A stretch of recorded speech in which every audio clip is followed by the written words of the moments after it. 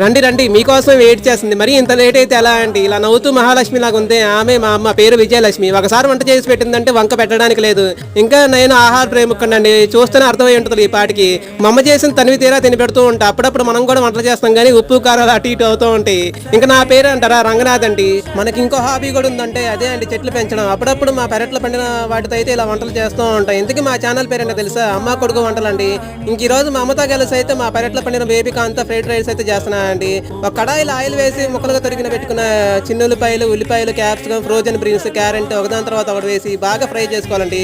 అందులో రుచికి సరిపడా ఉప్పు, కారం, ధనియాల పొడి, గరం మసాలా వేసి కొద్దిగా టమాటో సాస్ వేసి బాగా వేగనిచ్చి మనం ముందుగానే ఏగిచి పక్కన పెట్టుకున్న బేబీకాన్ 65 వేసి హై ఫ్లేమ్ లో బాగా మసాలాలు పట్టనిచ్చి ఉడికించి పక్కన పెట్టుకున్న బాస్మతి రైస్ వేసి బాగా టాస్ చేసుకోవాలండి.